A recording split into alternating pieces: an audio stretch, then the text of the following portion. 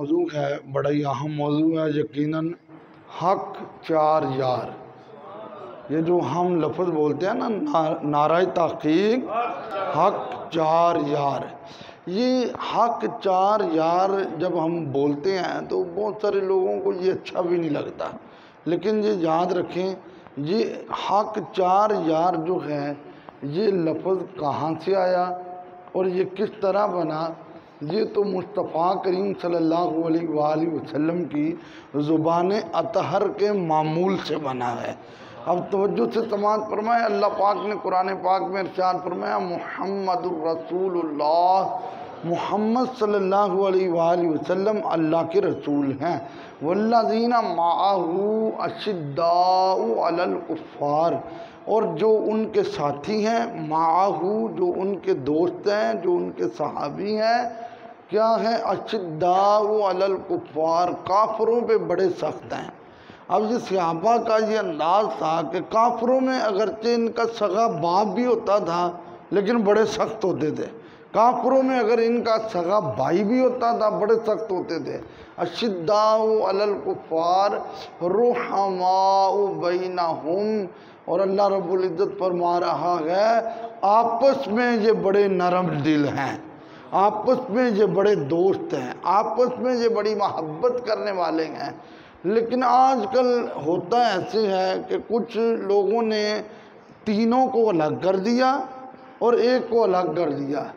لیکن یہ اللہ کے رسول کے صحابہ کی شان ہے کہ جن کو قرآن کہہ رہا ہے رحماء بینہم، یہ آپس میں نرم دل ہیں۔ میرے آقا صلی اللہ علیہ وآلہ وسلم کے صحابی حضرت ابو ہریرہ رضی اللہ تعالیٰ عنہ فرماتے ہیں میں ایک بار بیٹھا ہوا تھا، اللہ کے رسول صلی اللہ علیہ وآلہ وسلم نے فرمایا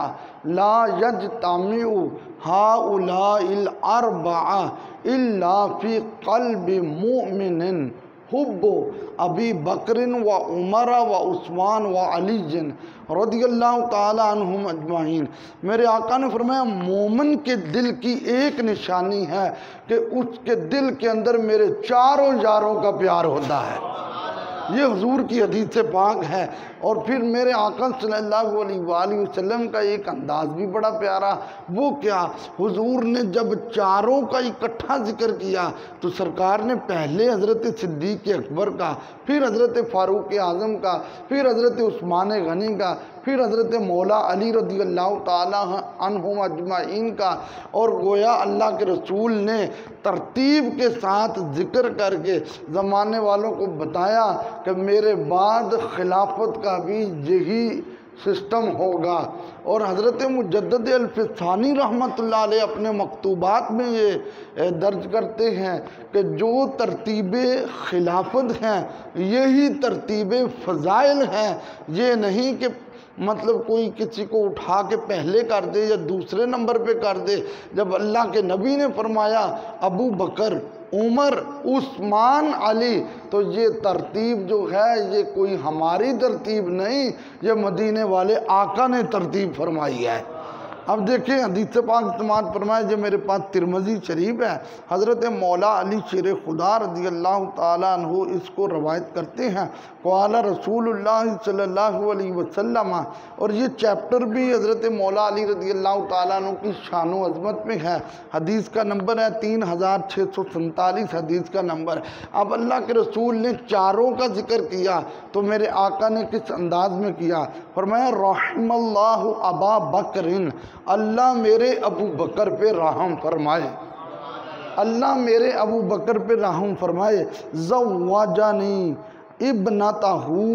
ابو بکر نے اپنی بیٹی میرے نکاح میں دی۔ وحملنی الی دار الہجرہ، اور ابو بکر نے اپنے کندھوں پہ اٹھا کے مجھے ہجرت کروائی۔ یہ یاد رکھیں، ایک کچھ علماء کا یہ بھی موقف ہے اس حدیث کے ضمن میں کہ حضرت صدیق اکبر رضی اللہ تعالیٰ عنہ نے صرف غار ثور میں ہی مصطفیٰ کو کندھوں پہ نہیں اٹھایا، بلکہ دوران سفر مکہ سے مدینہ تک کئی جگہوں پہ حضرت صدیق اکبر نے مصطفیٰ کریم صلی اللہ علیہ وآلہ وسلم کو اپنے کندھوں پہ اٹھایا گیا۔ وَأَعْطَاكَ بِلَالًا مِّن مَالِهِ، فرمایا اللہ میرے ابو بکر پہ رحم فرمائے جس نے اپنے مال کے ساتھ میرے بلال کو آزاد کروایا ہے۔ پھر میرے آقا نے دوسرا نمبر ذکر کیا، فرمایا رحم اللہ عمرہ، اللہ میرے عمر پر رحم فرمائے، یقول الحق وَإِن كَانَ مُرَّ تَرَكَهُ الْحَقُّ، میرے آقا صلی اللہ علیہ وآلہ وسلم فرماتے ہیں بات اگرچہ کڑوی بھی ہو لیکن میرے عمر کی زبان پہ حق بولتا ہے۔ بات اگرچہ کڑوی بھی ہو لیکن میرے عمر کی زبان پہ حق بولتا ہے۔ وہ مالہ صدیقن، اور نبی پاک صلی اللہ علیہ وآلہ وسلم نے فرمایا ما لہو، یہ ما اور لاہو الگ ہیں، ما لہو صدیقن، سرکار نے فرمایا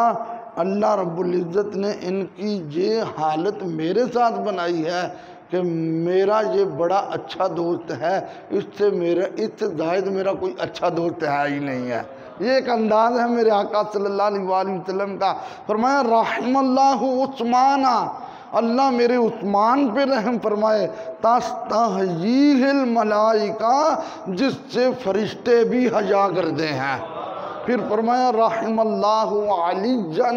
رضی اللہ تعالی عنہم اجمعین، اللہ میرے علی پر رحم فرمائے، اللہم ادر الحق معہ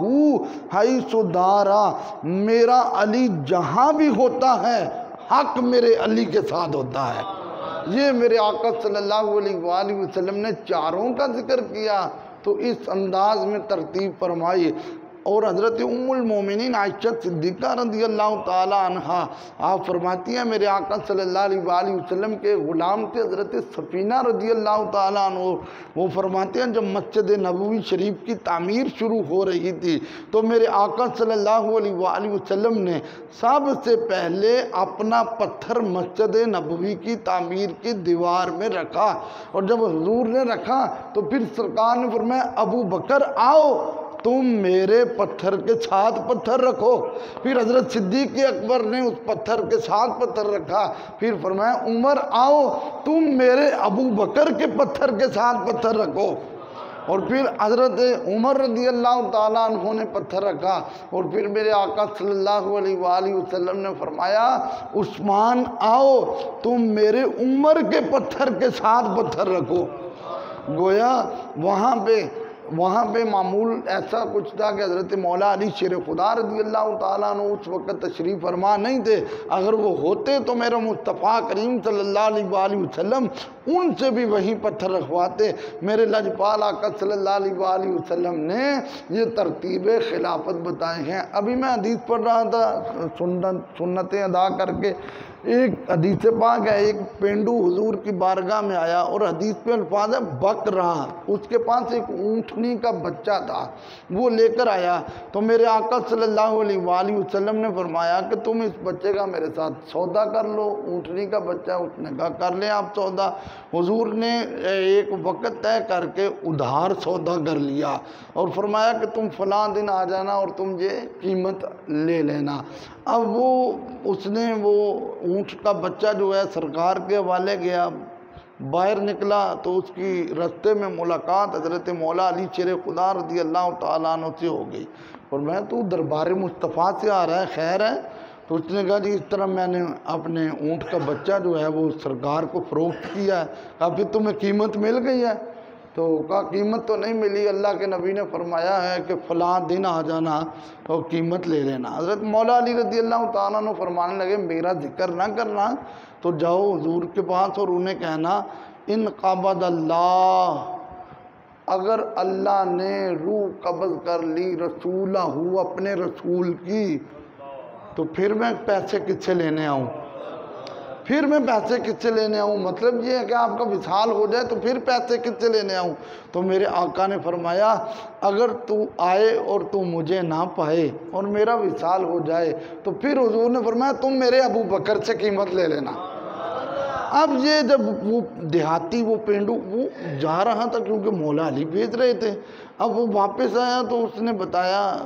کہ سرکار نے تو فرمایا اگر میں نہ ملوں یعنی میرا وصال ہو جائے تو تم میرے ابو بکر سے اونٹ کی قیمت لے لینا۔ تو حضرت مولا علی رضی اللہ تعالیٰ عنہ اب انہیں اس بات کا اور پکا، کیونکہ پہلے بھی علم تھا، اس میں اور وضاحت تھی، کیا تھی کہ اب حضور کے بعد پہلے خلیفہ حضرت صدیق اکبر ہے۔ تو کہا جاؤ سرکار سے جا کر عرض کرو اگر صدیق اکبر کا بھی وصال ہو گیا تو پھر پیسے کس سے لوں۔ میرے آقا یہ کہہ سکتے تھے حضور تو دلوں کی خبریں جانتے ہیں میرے، کیونکہ اللہ فرماتا ہے وَعَلَّمَكَ مَا لَمْ تَكُنْ تَعْلَمْ، اور دوسری جگہ پہ وَمَا هُوَ عَلَى الْغَيْبِ بِضَنِينٍ، میرا نبی غیب بتانے میں کنجوسی نہیں کرتا۔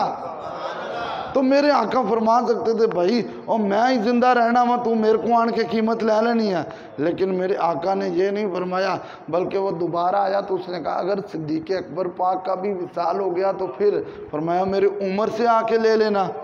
اب اس نے آ کر یہی بات حضرت مولا علی رضی اللہ تعالیٰ عنہ کو بتائی۔ حضرت علی رضی اللہ تعالیٰ عنہ نے کہا جاؤ پھر تم ان سے عرض کرو کہ اگر عمر پاک نہ ملے ان کا بھی وصال ہو گیا تو پھر، تو انہوں نے آ کر کہا، اس پینڈو نے دیہاتی نے آ کر کہا تو سرکار نے پھر فرمایا اگر ابو بکر نہ ملے عمر سے، اگر عمر نہ ملے تو عثمان سے لے لینا۔ وہ باہر آیا تو حضرت مولا علی رضی اللہ تعالیٰ عنہ نے فرمایا ایک چکر اور لالا، ایک چکر اور لگا لے۔ وہ ایک چکر اور لگانے کے لیے کہا، عرض کیا آقا اگر عثمان بھی نہ ملے تو پھر، اب میرے نبی نے نام نہیں لیا، ابو بکر کی باری آئی تو نام لیا، فاروق اعظم کی باری آئی تو نام لیا، عثمان غنی کی باری آئی تو نام لیا، لیکن جب میرے آقا کے پاس وہ چوتھی بار پوچھنے آیا تو میرے آقا نے فرمایا وہ جو تمہیں باہر کھڑا ہو کے اندر بھیج رہا ہے پھر قیمت اس سے لے لینا۔ تو یہ میرے آقا صلی اللہ علیہ وآلہ وسلم کا انداز اور میرے مصطفیٰ کی نظر کا یہ عالم تھا، گویا میرے نبی نے تو مسئلے ہی حل کر دیے۔ فرمایا یہ ہے میرے بعد خلافت کی ترتیب، اور یہ یاد رکھیں روحانی ہو، نورانی ہو اور خاندانی ہو، سارے خلفاء میں سے پہلے خلیفہ حضرت صدیق اکبر ہیں، دوسرے حضرت فاروق اعظم ہیں، تیسرے حضرت عثمان غنی ہیں، چوتھے حضرت مولا علی ہیں۔ اور میرے آقا نے فرمایا ان اللہ افترض علیکم حب ابی بکر و عمر و عثمان و علی کما افترض علیہ الصلاۃ والصوم والزکوٰۃ والحج، فرمایا جس طرح تم پر نماز فرض ہے، روزہ فرض ہے، حج فرض ہے، زکوٰۃ فرض ہے، اسی طرح تم پر میرے چاروں یاروں کا پیار فرض ہے۔ تو لہذا ہمارا الحمدللہ سینہ بڑا کھلا ہے، ہمیں تو اعلیٰ حضرت نے وہ انداز دے دیا، اہل سنت کا ہے بیڑا پار، اصحاب حضور نجم ہے اور نو ہیں، عطرت رسول اللہ کی۔ الحمدللہ ہمارے سینے میں چاروں کا پیار موجود ہے، بلکہ چاروں نہیں ساروں کا پیار موجود ہے۔ ہم تو یہ نعرہ لگاتے ہیں کہ نبی کا جو غلام ہے، اللہ ہم سب کو حضور صلی اللہ علیہ وآلہ وسلم کے اصحاب اور ان کے آل کے پیار میں مرنا جینا نصیب فرمائے۔ جمعۃ المبارک ہے، کھڑے ہو جائیں، درود و سلام مصطفیٰ